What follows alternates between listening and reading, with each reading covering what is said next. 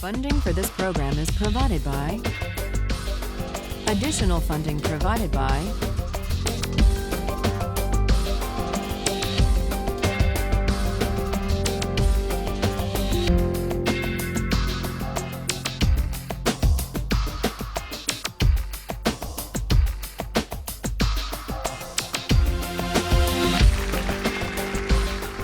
Last time, we argued about the case of the Queen versus Dudley and Stevens, the lifeboat case, the case of cannibalism at sea. And with the arguments about the lifeboat in mind, the arguments for and against what Dudley and Stevens did in mind, let's turn back to the philosophy, the utilitarian philosophy of Jeremy Bentham.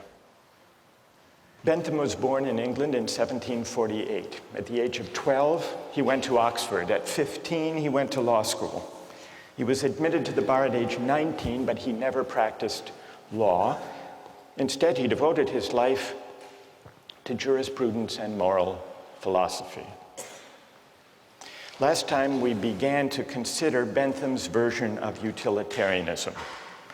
The main idea is simply stated, and it's this. The highest principle of morality, whether personal or political morality, is to maximize the general welfare, or the collective happiness, or the overall balance of pleasure over pain. In a phrase, maximize utility. Bentham arrives at this principle by the following line of reasoning. We're all governed by pain and pleasure. They are our sovereign masters, and so any moral system has to take account of them. How best to take account? By maximizing. And this leads to the principle of the greatest good for the greatest number. What exactly should we maximize?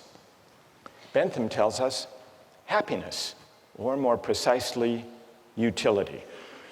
Maximizing utility is a principle not only for individuals, but also for communities and for legislators. What, after all, is a community? Bentham asks. It's the sum of the individuals who comprise it. And that's why, in deciding the best policy, in deciding what the law should be, in deciding what's just, citizens and legislators should ask themselves the question, if we add up all of the benefits of this policy and subtract all of the costs, the right thing to do is the one that maximizes the balance of happiness over suffering. That's what it means to maximize utility. Now, today, I want to see whether you agree or disagree with it. And it often goes, this utilitarian logic, under the name of cost-benefit analysis, which is used by companies and by governments all the time. And what it involves is placing a value, usually a dollar value, to stand for utility, on the costs and the benefits of various proposals. Recently in the Czech Republic, there was a proposal to increase the excise tax on smoking.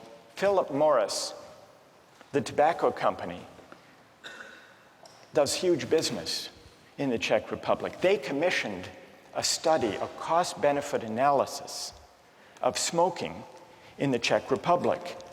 And what their cost-benefit analysis found was the government gains by having Czech citizens smoke. Now, how do they gain? It's true that there are negative effects to the public finance of the Czech government because there are increased healthcare costs for people who develop smoking-related diseases. On the other hand, there were positive effects, and those were added up on the other side of the ledger.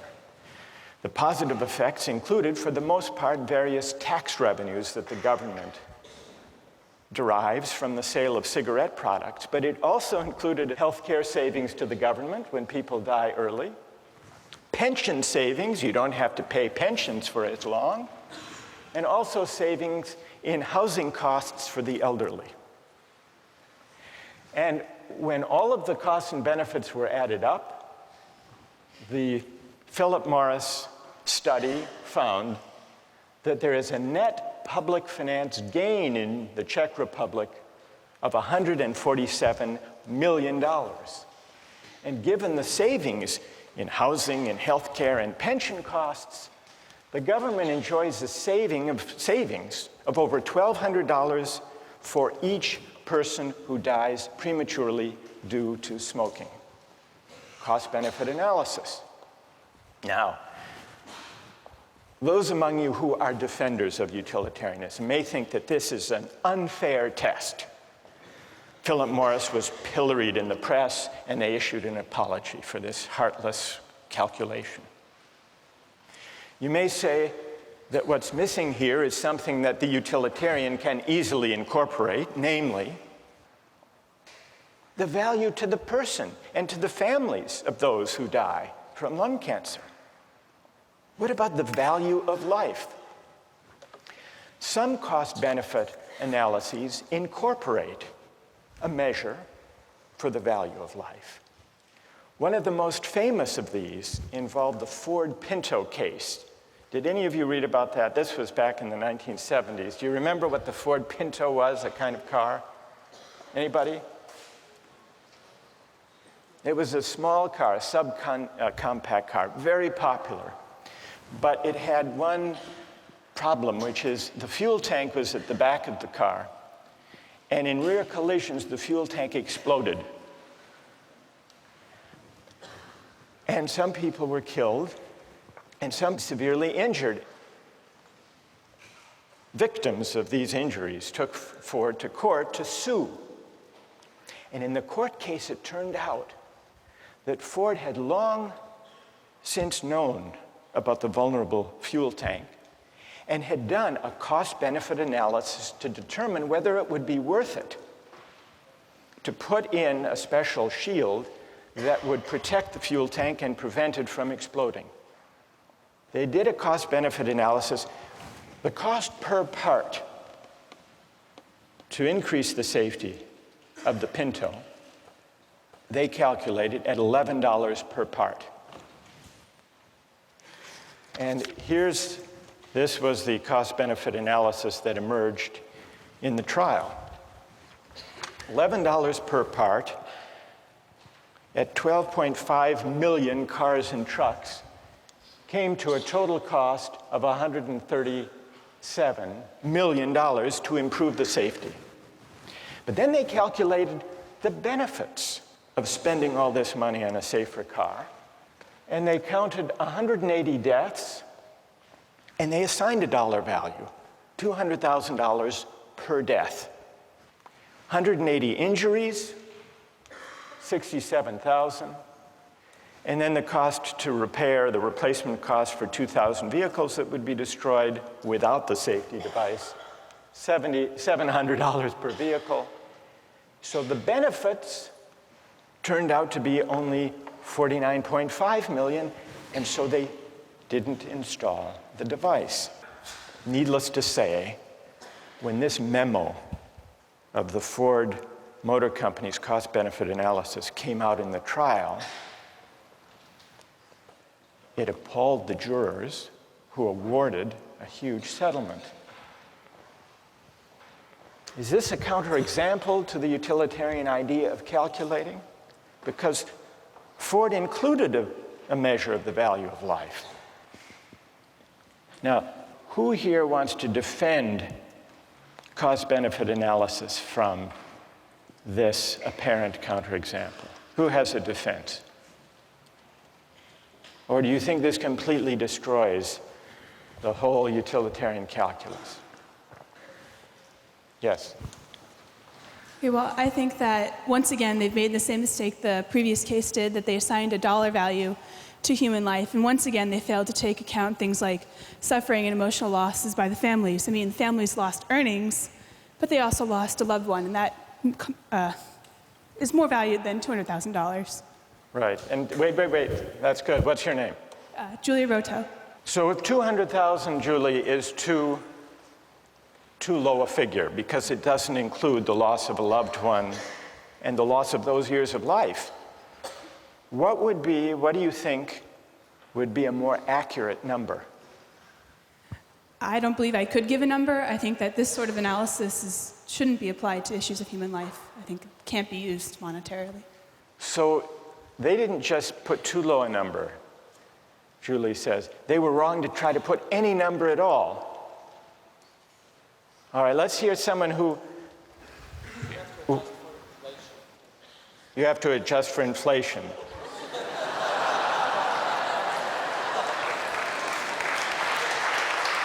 All right, fair enough. So what would the number be now? This was 35 years ago. $2 million.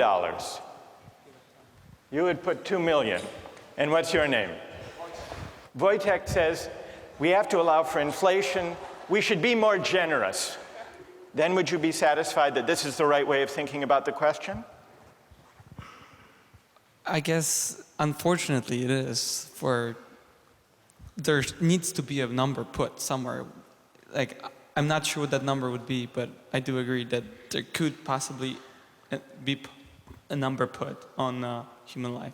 All right, so Wojtek says, and here he disagrees with Julie. Julie says we can't put a number on human life for the purpose of a cost-benefit analysis. Wojtek says we have to, because we have to make decisions somehow. What do other people think about this? Is there anyone prepared to defend cost-benefit analysis here? As accurate, as desirable? Yes? Go ahead. I think that if Ford and other car companies didn't use cost-benefit analysis, they'd eventually go out of business because they wouldn't be able to be profitable, and millions of people wouldn't be able to use their cars to get to jobs, to put food on the table, to feed their children. So I think that if cost-benefit analysis isn't employed, the greater good is sacrificed in this case. All right, what's your name? Raul. Raul. There was recently a study done about cell phone use by drivers when people are driving a car, and there's a debate whether that should be banned. Yeah. And the figure was that some 2,000 people die as a result of accidents each year using cell phones. And yet, the cost-benefit analysis, which was done by the Center for Risk Analysis at Harvard, found that if you look at the benefits of the cell phone use and you put some value on the life, it comes out about the same because of the enormous economic benefit of enabling people to take advantage of their time, not waste time, be able to make deals and talk to friends and so on while they're driving. Doesn't that suggest that it's a mistake to try to put monetary figures on questions of human life? Well, I think that if the great majority of people try to derive maximum utility out of a service like using cell phones and the convenience that cell phones provide, that sacrifice is necessary for satisfaction to occur. You're an outright utilitarian. Yes. Okay. All right, then one last question, Raul. Okay. And I put this to Wojtek. What dollar figure should be put on human life to decide whether to ban the use of cell phones? Well, I don't want to arbitrarily calculate a figure. I mean, right now, I think that... You want to take it under advisement? Yeah, I'll take it under advisement. But what, roughly speaking, would it be? You've got 2,300 deaths. Okay. You've got to assign a dollar value to know whether you want to prevent those deaths by banning the use of cell phones in cars. Okay. So, what would your hunch be? How much? $1 million? $2 million? $2 million was Wojtek's figure. Yeah. Is that about right? Maybe $1 million. $1 million? Yeah. You know, that's good. Thank you. Okay. So these are some of the controversies that arise these days from cost-benefit analysis, especially those that involve placing a dollar value on everything to be added up. Well, now I want to turn to your objections not necessarily to cost-benefit analysis specifically, because that's just one version of the utilitarian logic in practice today, but to the theory as a whole, to the idea that the right thing to do, the just basis for policy and law, is to maximize utility. How many disagree with the utilitarian approach to law and to the common good? How many agree with it? So more agree than disagree. So let's hear from the critics. Yes? My main issue with it is that I feel like you can't say that just because someone's in the minority, what they want and need is less valuable than someone who's in the majority.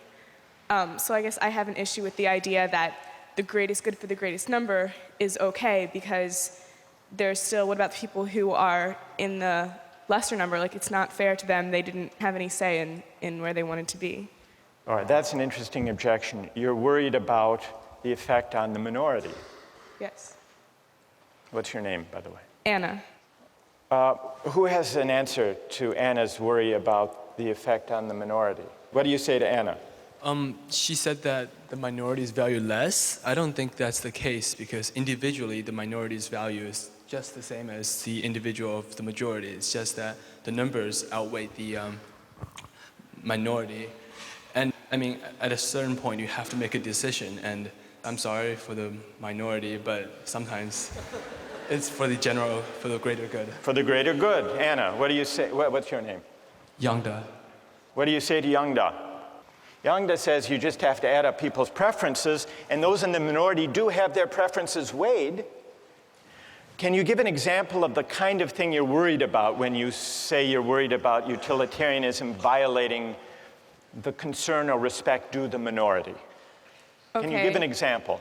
So, well, with any of the cases that we've talked about, like for the shipwreck one, I think the boy who was eaten still had as much of a right to live as the other people, and just because he was the minority in that case, the one who maybe had less of a chance to keep living, that doesn't mean that the others automatically have a right to eat him just because it would give a greater amount of people the chance to live. So there may be certain rights that the minority members have, that the individual has, that shouldn't be traded off for the sake of utility? Yes. Yes, Anna? Yonder, this would be a test for you. Back in ancient Rome, they threw Christians to the lions in the Colosseum for sport. If you think how the utilitarian calculus would go, yes, the Christian thrown to the lion suffers enormous, excruciating pain. But look at the collective ecstasy of the Romans. Yonder. Well, in that time, I don't, in modern day of time, to value to give a number to the happiness given to the people watching, I don't think any policymaker would say the pain of one person, of the suffering of one person is much, in comparison to the happiness gained. No, but you have to admit that if there were enough Romans delirious enough with happiness, it would outweigh even the most excruciating pain of a handful of Christians thrown to the lion. So we really have here two different objections to utilitarianism. One has to do with whether utilitarianism adequately respects individual rights or minority rights, and the other has to do with the whole idea of aggregating utility or preferences or values is it possible to aggregate all values to translate them into dollar terms? There was, in the 1930s, a psychologist who tried to address this second question. He tried to prove what utilitarianism assumes, that it is possible to translate all goods, all values, all human concerns into a single uniform measure. And he did this by conducting a survey of young recipients of relief. This was in the 1930s. And he gave them a list of unpleasant experiences. And he asked them, how much would you have to be paid to undergo the following experiences? And he kept track. For example, how much would you have to be paid to have one upper front tooth pulled out? Or how much would you have to be paid to have one little toe cut off? Or to eat a live earthworm 6 inches long? Or to live the rest of your life on a farm in Kansas? Or to choke a stray cat to death with your bare hands? Now, what do you suppose was the most expensive item on that list? Kansas?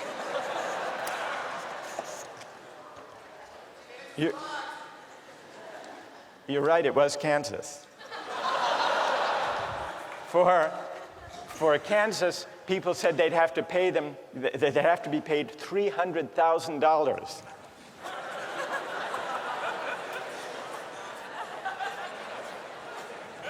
What do you think was the next most expensive? Not the cat, not the tooth, not the toe, the worm. People said you'd have to pay them $100,000 to eat the worm. What do you think was the least expensive item? Not the cat, the tooth. During the Depression, people were willing to have their tooth pulled for only $4,500. Now, here's what Thorndike concluded from his study. Any want or satisfaction which exists in some amount and is therefore measurable. The life of a dog or a cat or a chicken consists of appetites, cravings, desires, and their gratifications. So does the life of human beings, though the appetites and desires are more complicated. But what about Thorndike's study? Does it support Bentham's idea that all goods, all values can be captured according to a single uniform measure of value? Or does the preposterous character of those different items on the list suggest the opposite conclusion, that maybe, whether we're talking about life or Kansas or the worm, maybe the things we value and cherish can't be captured according to a single uniform measure of value? And if they can't, what are the consequences for the utilitarian theory of morality? That's a question we'll continue with next time.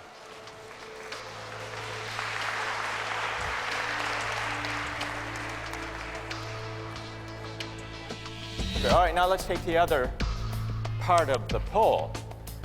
Which is the highest experience or pleasure? How many say Shakespeare?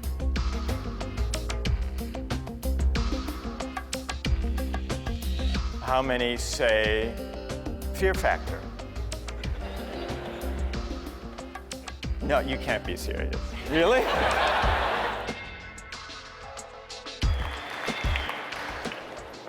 Last time we began to consider some objections to Jeremy Bentham's version of utilitarianism. People raised two objections in the discussion we had. The first was the objection, the claim, that utilitarianism, by concerning itself with the greatest good for the greatest number, fails adequately to respect individual rights. Today we have debates about torture and terrorism. Suppose a suspected terrorist was apprehended on September 10th, and you had reason to believe that the suspect had crucial information about an impending terrorist attack that would kill over 3,000 people, and you couldn't extract the information. Would it be just to torture the suspect to get the information? Or do you say, no, there is a categorical moral duty of respect for individual rights? In a way, we're back to the questions we started with about trolley cars and organ transplants. So that's the first issue. And you remember we considered some examples of cost-benefit analysis. But a lot of people were unhappy with cost-benefit analysis when it came to placing a dollar value on human life. And so that led us to the second objection. It questioned whether it's possible to translate all values into a single uniform measure of value. It asks, in other words, whether all values are commensurable. Let me give you one other example of an experience. This actually is a true story. It comes from personal experience that raises a question, at least, about whether all values can be translated without loss into utilitarian terms.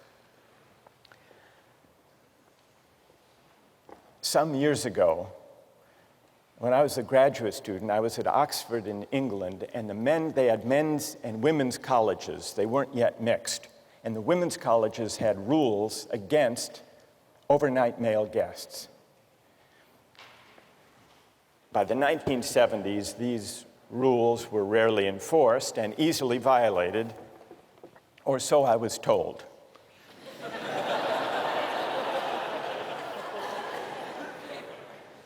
By the late 1970s, when I was there, pressure grew to relax these rules, and it became the subject of debate among the faculty at St. Anne's College, which was one of these all-women's colleges. The older women on the faculty were traditionalists. They were opposed to change on conventional moral grounds. But times had changed, and they were embarrassed to give the true grounds for their objection. And so they translated their arguments into utilitarian terms.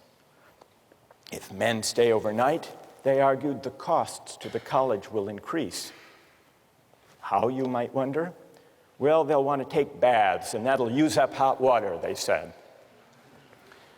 Furthermore, they argued, we'll have to replace the mattresses more often. The reformers met these arguments by adopting the following compromise. Each woman could have a maximum of 3 overnight male guests each week. They didn't say whether it had to be the same one or 3 different, provided, and this was the compromise, provided the guest paid 50 pence to defray the cost to the college. The next day, the national headline in the national newspaper read, St. Anne's girls 50 pence a night.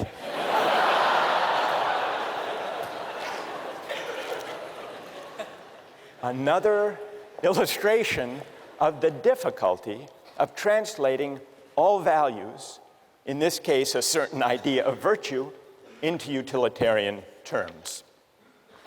So that's all to illustrate the second objection to utilitarianism, at least the part of that objection that questions whether utilitarianism is right to assume that we can assume the uniformity of value, the commensurability of all values, and translate all moral considerations into dollars or money. But there is a second aspect to this worry about aggregating values and preferences. Why should we weigh all preferences that people have without assessing whether they're good preferences or bad preferences?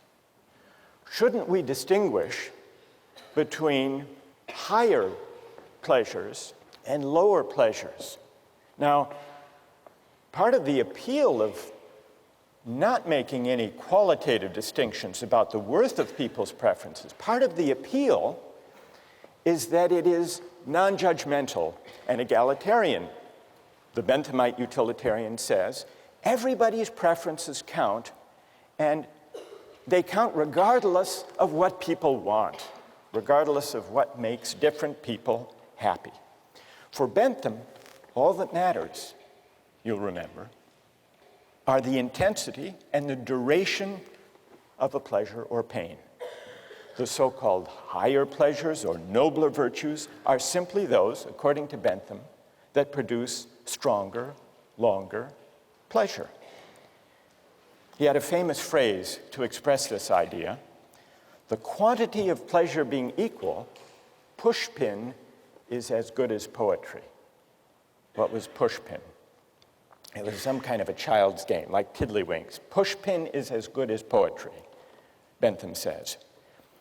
And lying behind this idea, I think, is the claim, the intuition, that it's a presumption to judge whose pleasures are intrinsically higher or worthier or better.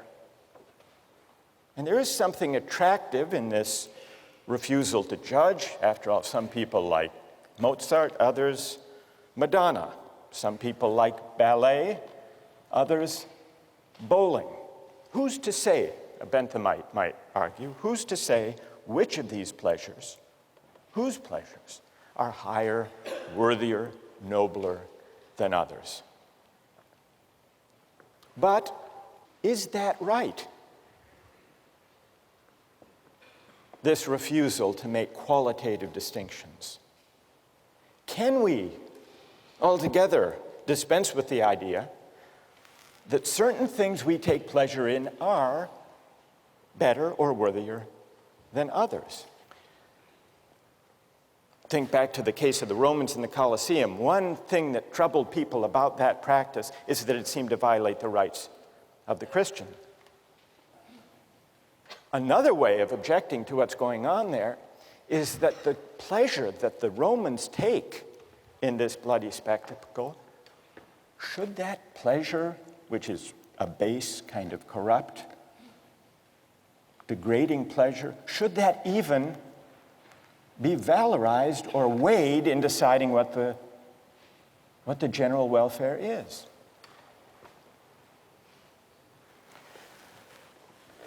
So here are the objections to Bentham's utilitarianism. And now we turn to someone who tried to respond to those objections, a later-day utilitarian, John Stuart Mill. So what we need to examine now is whether John Stuart Mill had a convincing reply to these objections to utilitarianism. John Stuart Mill was born in 1806. His father, James Mill, was a disciple of Bentham's. And James Mill set about giving his son, John Stuart Mill, a model education. He was a child prodigy, John Stuart Mill. He knew Greek at the age of 3, Latin at 8, and age 10, he wrote a history of Roman law. At age 20, he had a nervous breakdown. This left him in a depression for 5 years. But at age 25, what helped lift him out of this depression is that he met Harriet Taylor.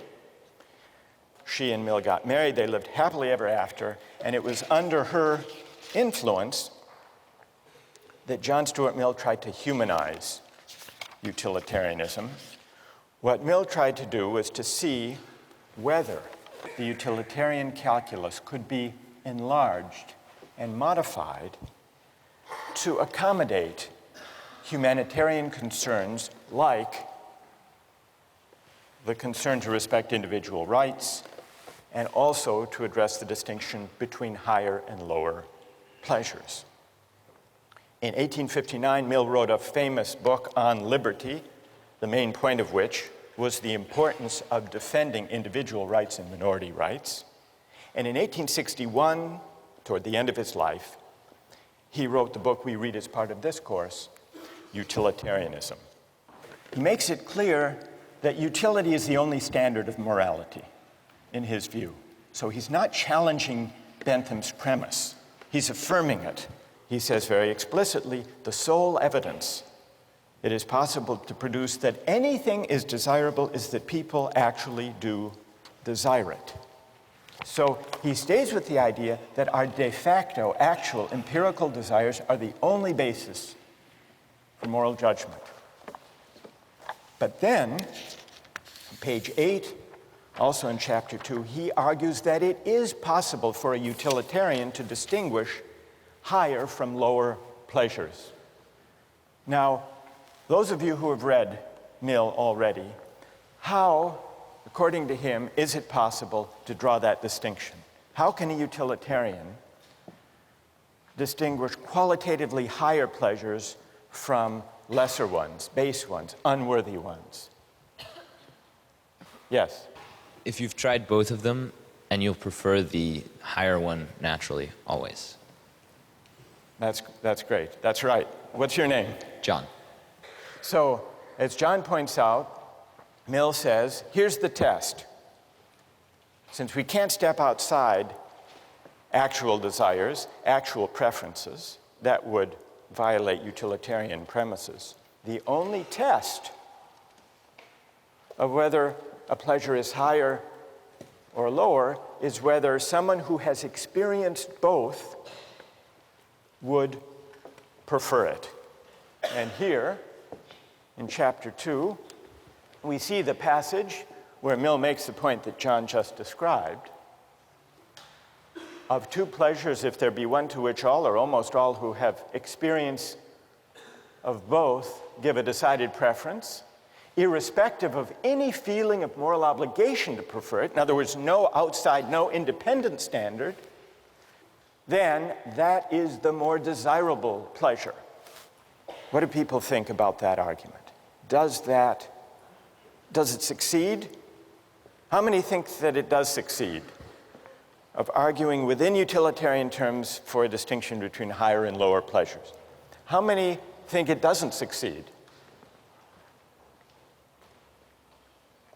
Right, I want to hear your reasons.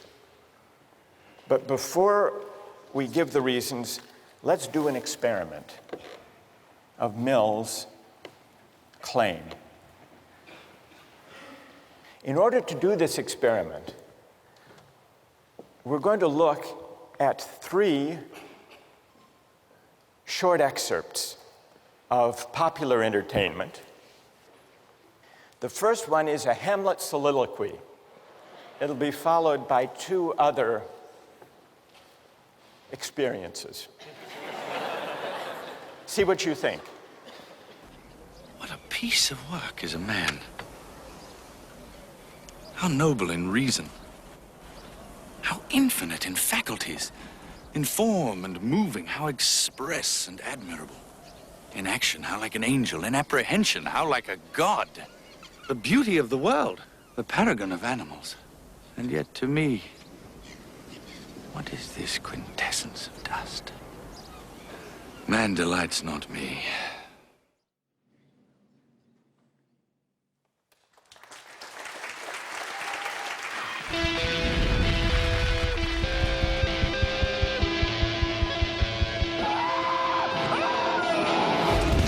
Imagine a world where your greatest fears become reality.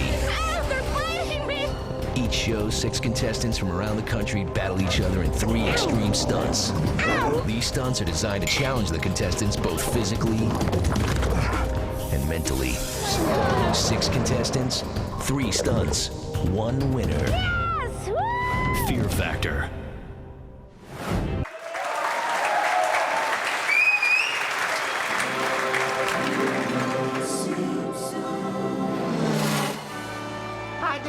Pedal to the metalophiles. Landers, since when do you like anything cool? Well, I don't care for the speed, but I can't get enough of that safety gear. Helmets, roll bars, caution flags. I like the fresh air and looking at the poor people in the infield.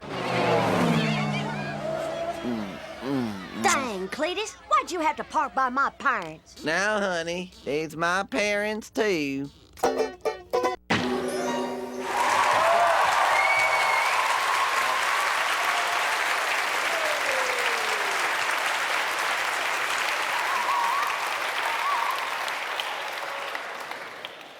I don't even have to ask which one you like most. The Simpsons, how many like The Simpsons most? How many Shakespeare? What about Fear Factor? How many preferred Fear Factor? Really? People overwhelmingly like The Simpsons better than Shakespeare. All right, now let's take the other part of the poll.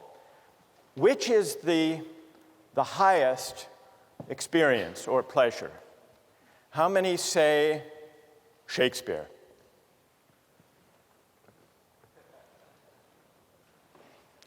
How many say Fear Factor?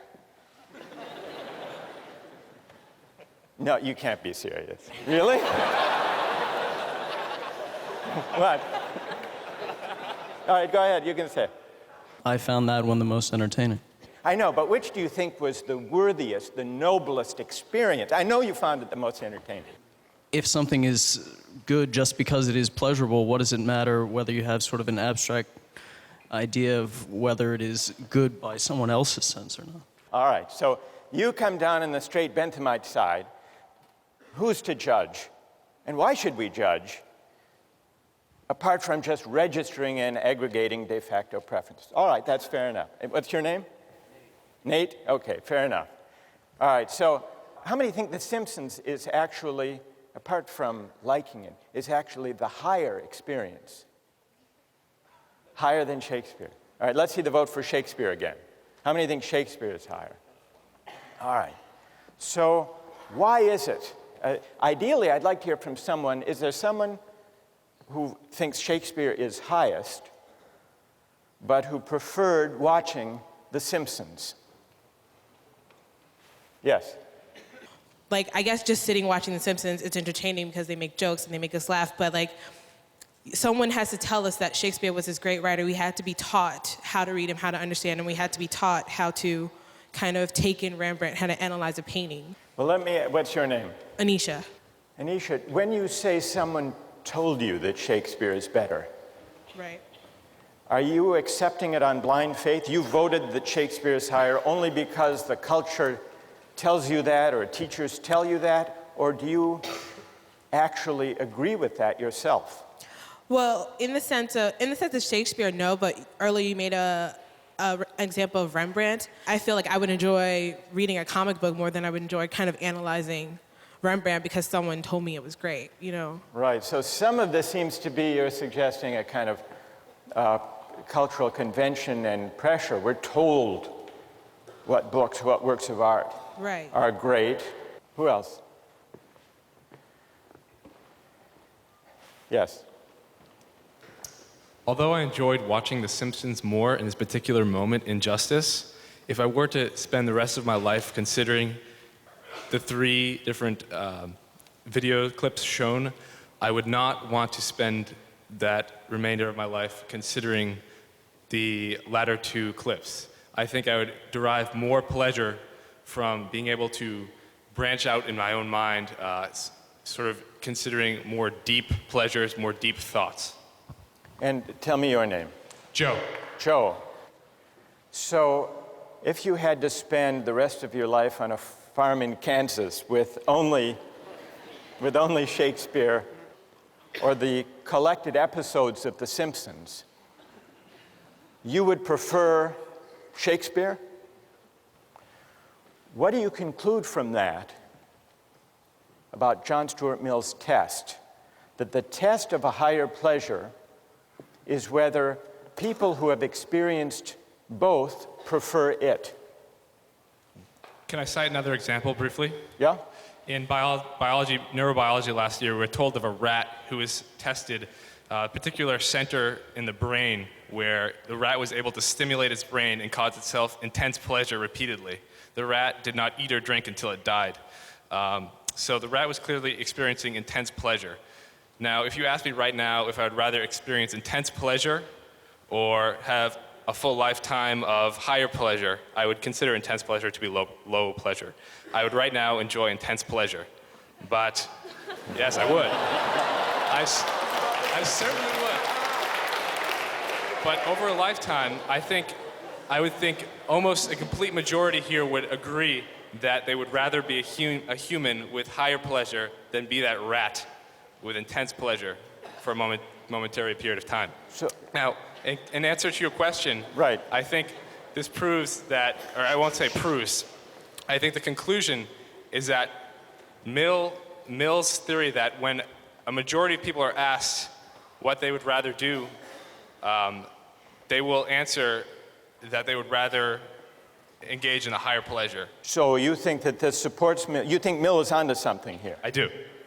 All right. Is there anyone who disagrees with Joe and who thinks that our experiment disproves Mill's test, shows that that's not an adequate way, that you can't distinguish higher pleasures within the utilitarian framework?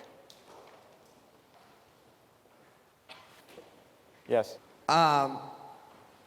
If whatever is good is truly just whatever people prefer, it's truly relative and there's no objective definition, then there will be some society where people prefer Simpsons more. Anyone can appreciate The Simpsons, but I think it does take education to appreciate Shakespeare as much. All right, you're saying it takes education to appreciate higher things. Mill's point is that the higher pleasures do require cultivation and appreciation and education. He doesn't dispute that. But once having been cultivated and educated, people will not only see the difference between higher and lower pleasures, but will actually prefer the higher to the lower. You find this famous passage from John Stuart Mill: "It is better to be a human being dissatisfied than a pig satisfied.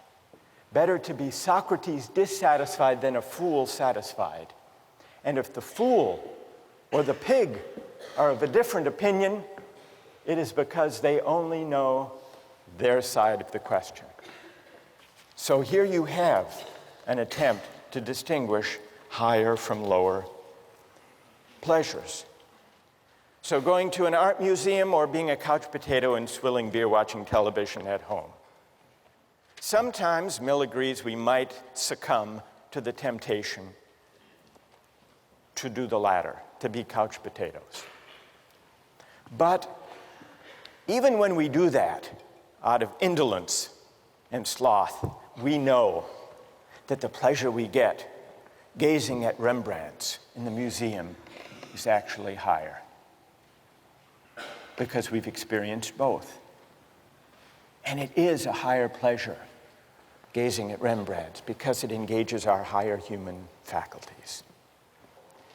What about Mill's attempt to reply to the objection about individual rights? In a way, he uses the same kind of argument. And this comes out in chapter 5. He says, I dispute the pretensions of any theory which sets up an imaginary standard of justice not grounded on utility, but still he considers justice grounded on utility to be what he calls the chief part and incomparably the most sacred and binding part of all morality. So justice is higher. Individual rights are privileged, but not for reasons that depart from utilitarian assumptions. Justice is a name for certain moral requirements, which, regarded collectively, stand higher in the scale of social utility and are therefore of more paramount obligation than any others. So justice is sacred, it's prior, it's privileged. It isn't something that can easily be traded off against lesser things. But the reason is ultimately, Mill claims, a utilitarian reason once you consider the long-run interests of humankind, of all of us as progressive beings. If we do justice and if we respect rights, society as a whole will be better off in the long run. Well, is that convincing? Or is Mill actually, without admitting it, stepping outside utilitarian considerations in arguing for qualitatively higher pleasures and for sacred or specially important individual rights?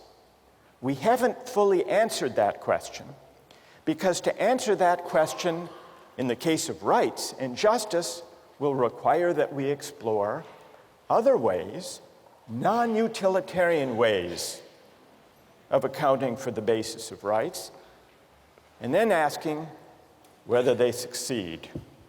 As for Jeremy Bentham, who launched utilitarianism as a doctrine in moral and legal philosophy, Bentham died in 1832 at the age of 85. But if you go to London, you can visit him today, literally. He provided in his will that his body be preserved, embalmed, and displayed in the University of London, where he still presides in a glass case with a wax head, dressed in his actual clothing.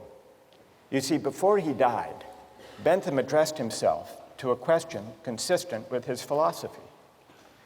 Of what use could a dead man be to the living? One use, he said, would be to make one's corpse available to the study of anatomy. In the case of great philosophers, however, better yet, to preserve one's physical presence in order to inspire future generations of thinkers. You want to see what Bentham looks like? Stuffed? Here's what he looks like. There he is. Now, if you look closely, you will notice that the embalming of his actual head was not a success. So they substituted a waxed head, and at the bottom, for verisimilitude, you can actually see his actual head on a plate. You see it? Right there. So, what's the moral of the story? The moral of the story,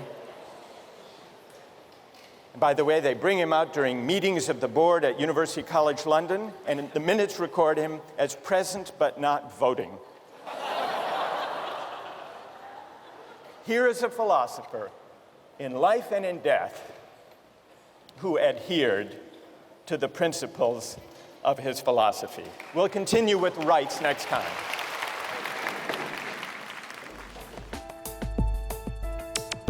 Don't miss the chance to interact online with other viewers of Justice. Join the conversation, take a pop quiz, watch lectures you've missed, and learn a lot more. Visit justiceharvard.org. It's the right thing to do.